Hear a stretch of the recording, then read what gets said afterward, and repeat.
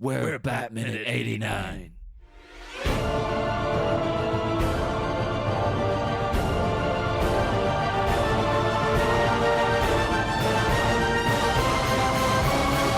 Hello and welcome to Batminute 89, the podcast where we investigate Tim Burton's 1989 movie Batman, 1 minute at a time. I am one of your hosts, John Parker. And I am the other host, Niall McGowan. And if you haven't checked out the prequel episode that we did, the introductory one, then I am the guy you will shout at a lot for getting things wrong. Oh. So, yes, welcome to minute 1 of Batman. Starting minute at 1. second 0. Yes. Just in case you want to sync up with us and follow along, because I'm sure you'll all be doing that. I think you go wildly out of sync very quickly because we're going to be talking about 1 minute for quite a few minutes, and the film's just going to play on. So unless you want to pause it every time we reach the crescendo of that minute. Well, that's what I would advise doing. That's obviously the most sensible option. But so we're going to be combing through Tim Burton's 1989 Batman film like a couple of Dark Knight detectives ourselves. Oh, so, yes, caped crusaders. Yeah, well, without capes, but... Well, like with stuff how do you know I'm not wearing a cape? Oh, yeah. Speaking like that was that was my new wave band in the 80s, too, Men Without Capes. We, but like we've had that, we had the unsafety dance, but then we got beaten out by those other guys, so... No, they're just stealing your idea. Terrible. Well, here's all material we can cut very easily. It's all staying in, every bit. So, shall we begin? We shall. Right, so before we actually kick off fully, we're just going to discuss a little bit about the making of the movie and the long, winding road it took to get to our screens. Yeah, because it's... we can't go into all of it because... This film spent about a good 10 years in development hell.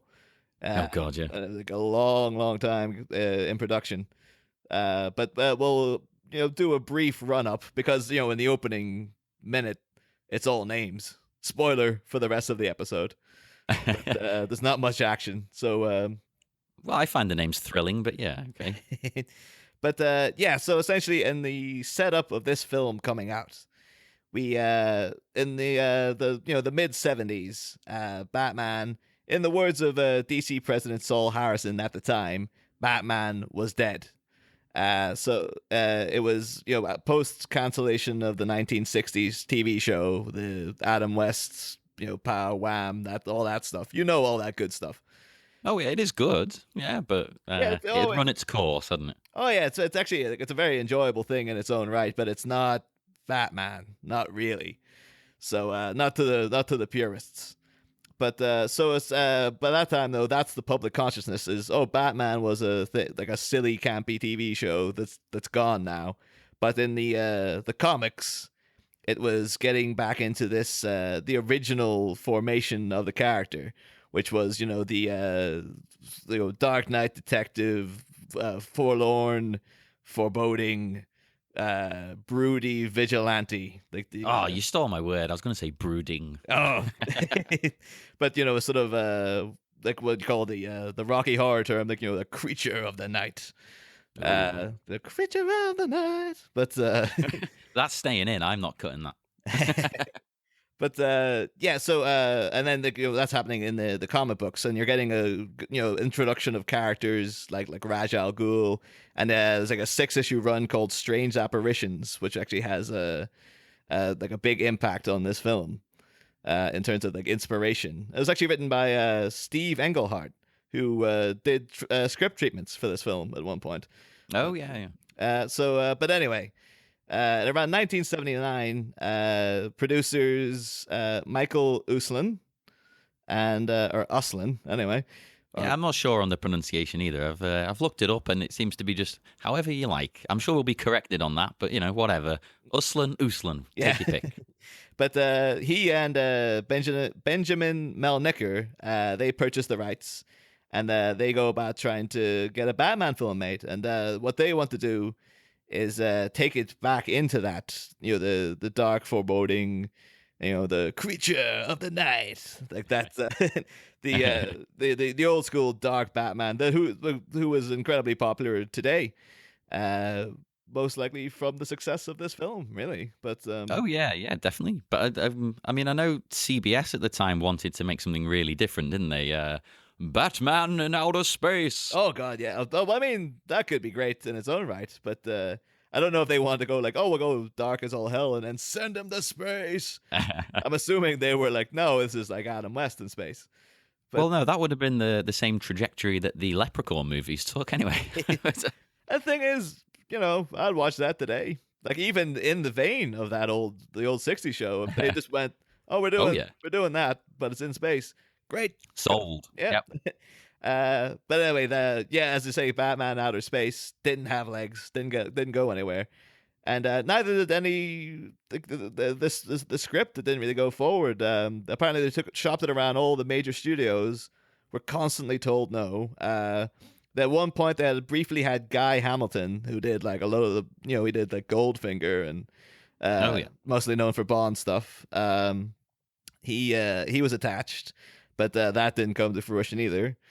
Eventually, then Uslan writes a treatment called "The Return of the Batman," which Oh yeah. Isn't that one meant to be a bit like the Dark Knight Returns, but much earlier?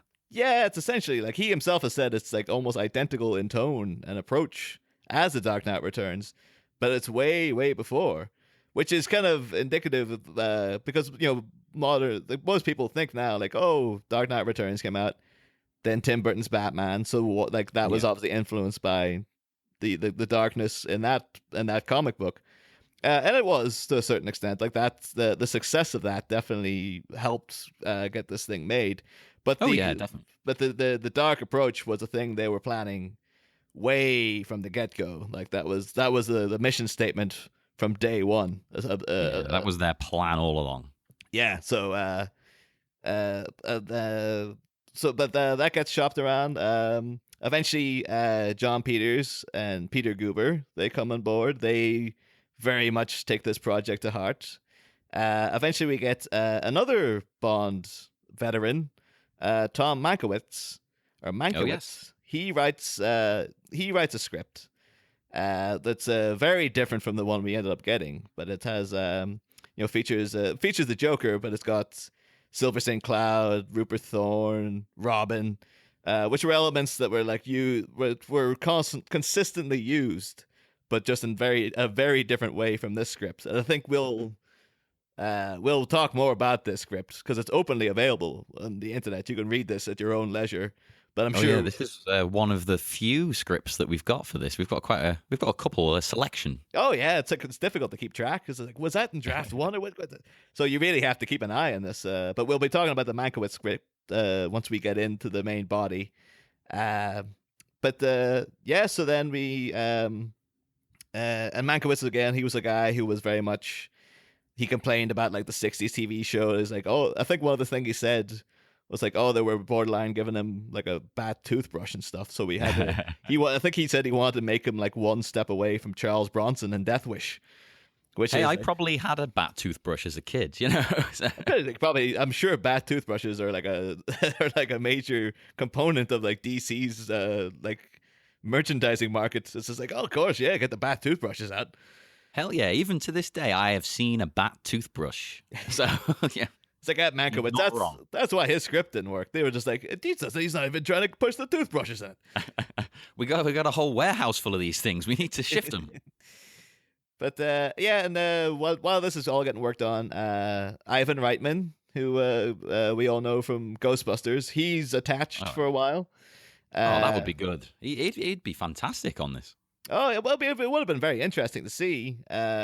Of course, then he has links later down the line because Ivan Reitman, he's is part of the Reitman dynasty now, and his son Jason Reitman made "Thank You for Smoking," which features Aaron Eckhart, who of course is in The Dark Knight, and then his daughter Catherine Reitman played Maureen Ponderosa in It's Always Sunny in Philadelphia, which of course co-starring with Danny DeVito, who would go on to play the Penguin in Batman Returns. Oh my God! So you see that kind of, and again in that show, she becomes like a Catwoman. She's like a literal Catwoman. So again, it's not accidental. Everything's connected. It seems like we watched that, you wouldn't think like, oh, it's a very obvious Batman reference they're making. But actually thinking on it, it's like, that must be what they were going for. But you're onto him, McGowan. But eventually, and this is around the time you start getting talk of Bill Murray as Batman, Eddie Murphy as Robin, Michael J. Fox was put up for it there for a bit. I could see that working. Definitely, he could pull it off. Oh, yeah, he's got the right kind of attitude. Michael J. Fox, I think, could have been a great Robin, actually. Yeah. But eventually they decided that Ivan Reitman wasn't the right man. Oh. I see what you did there. We like to have fun in the podcast. But then after that, we get Joe Dante comes on board from Gremlins, of course. Shout out Gremlins. Well, actually, I was going to say Gremlins Minute. I'm leaving this in. Mogwai Minute. Yeah, the Mogwai Minute. They're doing great work over there. And then apparently then in this point, in the mid-'80s, there's 9 rewrites by 9 different writers. Always a good sign. Yeah. And at some points, Joe Dante just goes, nope, and walks away. Probably seemed wise at the time. I imagine at that point, it'd just be like, oh, God. So, free me from this prison. And then, to kind of, long story short, in 1986, Tim Burton comes off, a successful run on Pee-wee's Big Adventure. He's attached to Batman. Goes and while that's been developed, goes and makes Beetlejuice. Beetlejuice is a success. He's worked on a script with Sam Hamm, and eventually, then due to the success of Beetlejuice, all that gets greenlit, and we get this film 2 years later in 1989. So. And then we get this podcast. So, it's a happy ending for everybody. Nearly, like 28 years later. It didn't take long, did it? No. But, so that's us caught up to date with the history of the film, at least. And now we can get into the minutes. Yes. Minute 1 of Batman. Mm-hmm. So it starts, not particularly exciting, Warner Brothers logo. We're not going to go into the history of Warner Brothers because we'd be here for about 25 hours. Well, I think you're fine, John. I've got 35 pages written here about. Oh, jeez. I started doing that, and then I was like, no, delete. To be like, minute 1 of, or like episode 1 of like the history of Warner Brothers is like prelude to Batman at 89. It's like, they get to that eventually. Well, something I always forget, and I only really noticed it again because I was researching for the show, obviously, is that they've changed the Warner Brothers logo. I mean, obviously, but you just don't take it in normally when you watch. Yeah, they it starts off with the normal logo, but then it fades to night, a dark night, if you will, actually. Yeah, and I think Tim Burton on the commentary track, he mentions that apparently this was a point of contention with Warner Brothers. That he had to fight them, didn't he? Yeah, they kicked up a fuss about this happening, and then he like in the commentary, he seems to be slightly bitter because he's like, well, it's sort of commonplace to do that in all the other films now, but I had to fight to get this done. Yeah, you see it all the time now, constantly. Yeah, I mean, was it like in two films from now, the Warner Brothers logo flat out turns into the Batman logo. So it's almost like rubbing it in his face. it's like you're out the door, Burton, but we're gonna, just to pour the salt in the wound. Take this. Although he was producer on that as well, so I don't know how much animosity there actually was, but maybe that was just an honorary thing. Yeah. But and then we get our first credits, which are yellow on sort of a darker backdrop, which is kind of evocative of the bat suits we're gonna get. Oh yeah, it's a definite color scheme throughout the movie. And first name to pop up is Jack Nicholson. Who's he? I've never heard of him. Is he up and coming? Oh, Jack Nicholson. He is at the time primarily known as the guy who wrote the Monkeys movie. Oh, okay, yeah. So he did Yeah, a little something beforehand. yeah, he wrote Head. And then I think he was in a few films, and then that he was, Really? yeah, but I guess they must have been so impressed with him in this that they just give him the top billing above the title character. So Wow, that's an impressive ascension. yeah. I can't maintain this anymore. We all know Jack Nicholson. Oh yes, of course. Jack Nicholson, Saucy Jack, as I always call him. Just just always have that kind of Saucy Jack. You're a naughty one. Shout out to Spinal Tap Minute. Yeah, yeah. But yeah. So we got Jack put up first above Batman, which is kind of like one of those. I get it. Like he is the star of not just in terms of like, oh, he steals the show, but he is like he's the money. He's the guy. Like, and we'll get into it when I suppose we sort of better leave a lot of the details of the actors more for when they actually appear in the film. Yeah, we won't get too stuck in. But I mean, I know Uslan and Kane, they always wanted him to play the part. But Yeah, he seems to have been attached from like, there's a load of other people who we'll talk about that later on. But Jack is a constant presence in the casting calls. He's like, yeah, they always wanted him. Well, except with Burton, who wanted Brad Dourif. Oh, Brad Dourif, which would work. Oh, Brad Dourif would be amazing. Yeah, Brad Dourif could play the Joker now. Like he's just like he wouldn't be like actually what age is he? Because Jack Nicholson was like he's like 52 when he made this. Oh, Dourif's got to be older than that. I don't know, but like maybe like he's still like if he did an older Joker story where it's just like, hey, let's get in, so and so to like an old guy to play Batman, because they're supposed to be Ben Affleck's supposed to be the older Batman, but it's like he still looks like what 40, like he doesn't look that old. Aged. He hasn't aged in years. I think that like they put a little bit of gray in his hair. It's like you've not convinced me. Like it's just he still looks young. But yeah. So but yeah, of course. Then we move on. Next credits. Michael Keaton. Our hero, the one and only. Yeah, the literal hero of this film.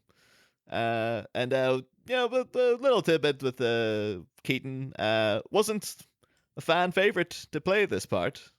Oh no, 50,000 protest letters sent to Warner Brothers, wasn't it? Yeah, so that's crazy. Oh yeah, for sure. But again, Michael Keaton is a guy we'll be talking about a lot in this film because he is Batman. So, well, to me, he's Batman. I grew up with this movie and the next one, so to me, he is Batman. Although I always assumed Burton brought him along, but when I was doing a bit of research, looking around the internet, apparently Keaton was suggested to Tim Burton, and he was unsure. Apparently, yeah, John Peters was one of the people who was like, "Yep, I want him. He seems like he's the guy." It's quite strange because you would assume, yeah, just off Beetlejuice, Tim Burton would be like, "Oh, I loved working with him so much." Yeah, I'm bringing him in. Yeah, you would have thought he would have been in contention for the Joker, really. But I suppose that might have been too similar a part. So it'd be like, yeah, it's just him playing another like white grease paint. I've never ever made that connection, but yeah, that would make a lot of sense. Yeah. Other than it being, a repetition. Mm. But I don't know if he would have played him the same, that kind of sleazy, gravelly voice pervert way of Beetlejuice. Oh, he should have. Yeah. And also, shout out to the Beetlejuice Minute, folks. Hey, Beetlejuice Minute. It's going to be a lot of those. Like every time, then it's like, oh, here's Kim Basinger from 9.5. Shout out to 9.5 weeks. Sorry. Head was in the clouds there for like 9.5 weeks. Just be like, shout out to 9.5 weeks minute there. And to be honest, if there's any that haven't got a minute show, I'll do a shout out anyway and just make the show. Oh, I mean, they'll be down if these things continue, and we'll get to a point of being like, oh, here's Robert Wool from Bull Durham. Shout out to Bull Durham minutes. I want Cool World minute. Oh god! Because the next credit is someone from Cool World. Oh yeah! That was well done. That was well done, John. Oh yeah, I'm getting good at this. I'm smooth. Smooth like a cast member who comes in the next minute, but spoilers. Oh, so yes, it's Kim Basinger, I hope I'm pronouncing that right, because in England, everybody pronounces it about 50 different ways. I don't know if I met 50 different people who have been like, oh, it's Kim B.A. Sanger or something like that. Well, yeah, but back in the day, she came up in conversation all the time. It'd be like the Key and Peele substitute teacher sketch or something. It'd just be like, damn it, K.I.M. by Sanger or something. Well, the thing I always forget about her is that she was a Bond girl. Oh yeah, that's right. Actually, yeah, so I'm not a big Bond guy, so like, yeah. And this film has a couple of Bond links going back because the guy Hamilton was going to direct Tom Mankiewicz, obviously as well. Like, yeah, so it's of course, steeped in Bond right there.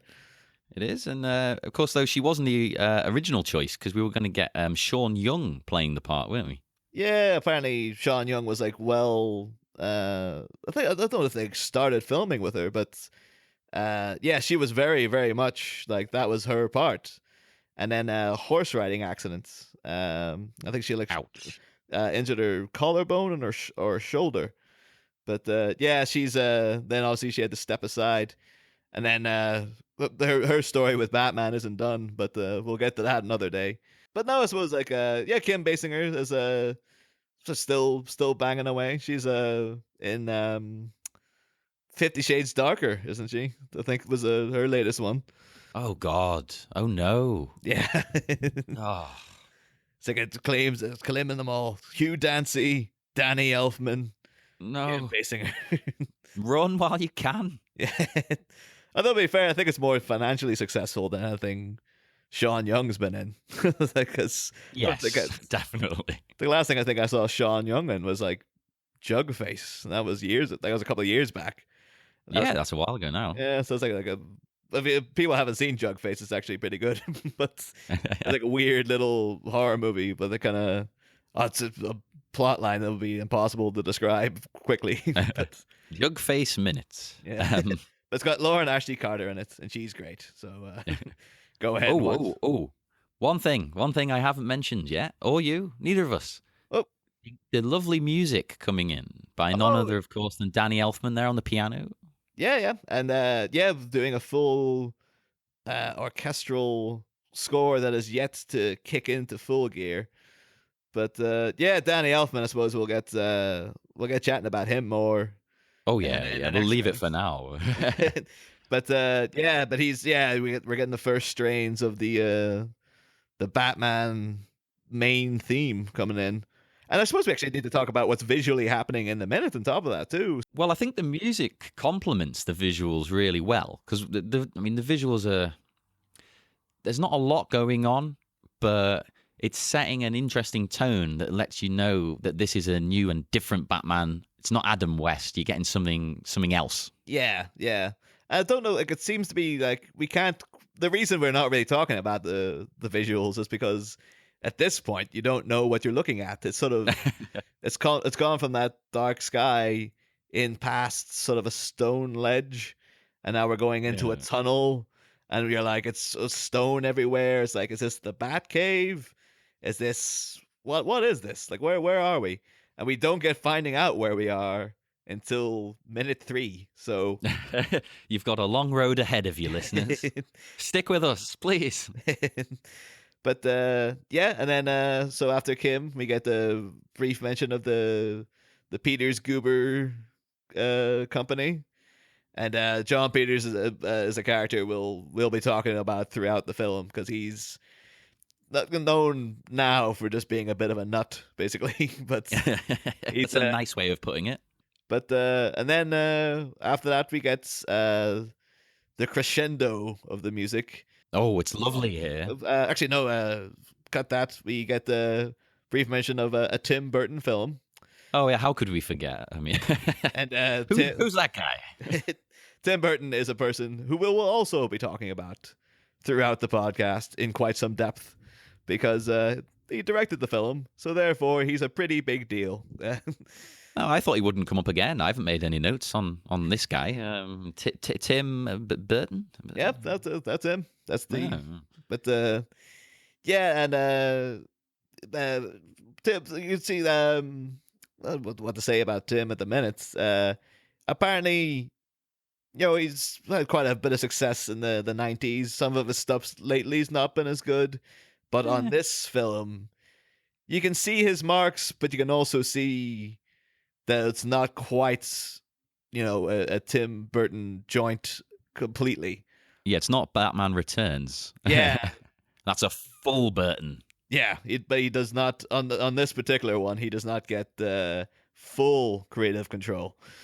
But so then after that, we move on to the music crescendos, and we get the title, Batman. That sounds vague. What could it possibly be about? To be sitting there like, what was he, a man? Is he a bat? What is this thing? I can't make out the stone everywhere. Oh, that's it. I'm leaving. I'm out of here. Oh, I can't take this. Forget this movie. But it also has that little bit has one of my favorite moments of the score as well, because the score is the whole thing's great. But well, both versions. Yeah, well, There's two scores, which we'll get into later. Well, I don't know if the Prince soundtrack counts as a score, but it's well, okay, yeah. I don't know what you call it. Yeah, two soundtracks, but this is the actual orchestral score. Anyway, it's but I really love this. It kind of reaches that and every time you hear that, it's just like oh god, that's good. I thought there was an orchestra in the room. That was lovely.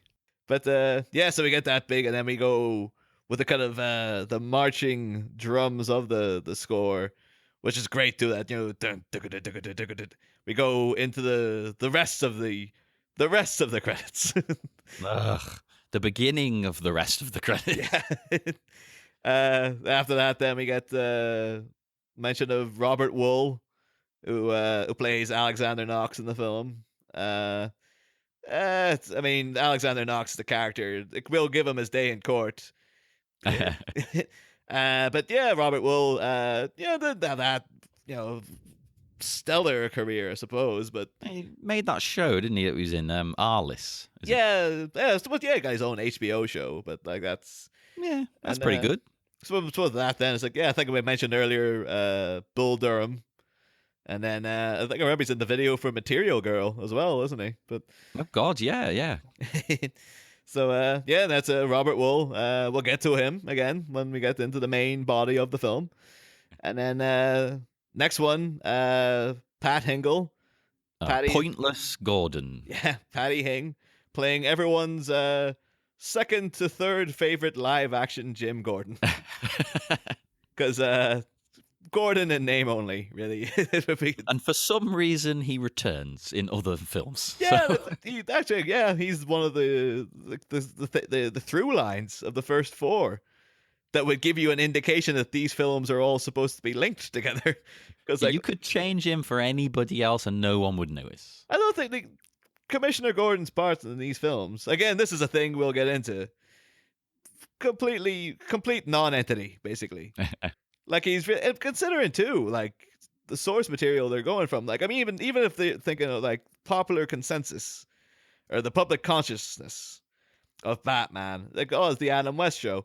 Commissioner Gordon was a big part of that. Why has he been sidelined? Not just in this film, but the rest of them.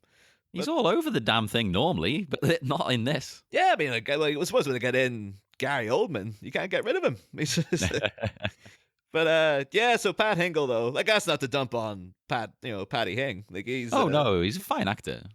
Yeah, I suppose people know him mostly from Brewster's Millions is what I remember him from. He's the guy one of the legal aides who sort of is overseeing the whole thing with Richard Pryor, making sure that the stipulations of the will are met and stuff. And he's in the room in the finale, kind of keeping an eye on the clock and stuff.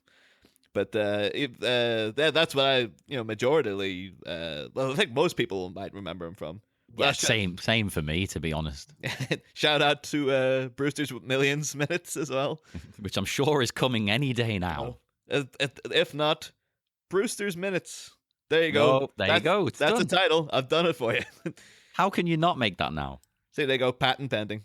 Like, you can do it. I don't want to do the podcast, but if you use that name, you gotta come to me. So I'll be expecting some of that sweet, sweet podcasting money to come rolling in. There is money in this, right? Because that's why I'm doing it. Oh, that's the only reason. Like, I didn't even see this film until like I was just like, oh, we'll make a podcast, make it about that. All right, like get on the gravy train. Oh yeah. But I suppose the one other, because it's fresh in my mind, so I guess it's the one thing about Pat Hingle that I thought was pretty kind of cool that added in was that I recently watched The Founder. Oh yeah. The McDonald's, the Ray Kroc biography or biopic, which stars, of course, Michael Keaton. Oh, Michael. And eventually then he gets to but within the film it goes obviously about the guy who popularized McDonald's as played by Michael Keaton. And there's a point in the film where he goes to see On the Waterfront, which is the Elia Kazan film with Marlon Brando and the whole I could have been a contender and all the yeah. And but I know, like, I love that film. Pat Hingle is in that film. So I was thinking at the time, is like, oh, I wonder if that's like a little intertextual, like little nod. But like, oh yeah, that it works in the film. It's like at that point in it, Ray Kroc is down and out, and he's thinking of all the things he could have done in life. So On the Waterfront and that I could have been a contender speech makes sense. But at the same time, it's like, oh, maybe like it's because Pat Hingle's in it. Maybe that's a little nod as well. But as we say, there's a good chance that like Michael Keaton isn't even aware that he's worked with people. Because his version of Batman, doesn't even glance in Gordon's direction. Like, at first, I was going to say, "There's no way that's an accident. That's deliberate." But you're probably right. He's like, "Do I know you? Have I met you somewhere before?" Like talking party. But it's like talking to the guys who made The Founder. I'd be like, oh, did you put that in as a little reference? And they'd be like, Commissioner Gordon was in those Batman movies? Really? Like, who did he play? But yeah, you're kidding. I don't know why they're talking like this. They just Oh, that's the way all Hollywood creatives all talk like this. Like, hey, of course. Come on, yeah, we gotta shout out that Founder movie. I don't care who's in it. I don't care who's on the waterfront. I was probably just playing in the background. I don't care about that. But we've alienated the American audience there by doing atrocious American accents, I think. I'm sure we've already lost them with both of our accents anyway, so it's fine. Let's hope not. But but with that is the first minute. Alas, it's over. Yep, that's it. That's the whole podcast. So thanks for joining us. Join us for Batman Returns Minute. Yep, we'll be examining the opening minute of that. And then we'll move on to Batman Forever Minute. And we'll just do 1 minute from that as well. So, yeah, and I'm sure you're all looking forward to it. Oh, yeah. I'm looking forward, like, a couple of down the line. I'm planning to do...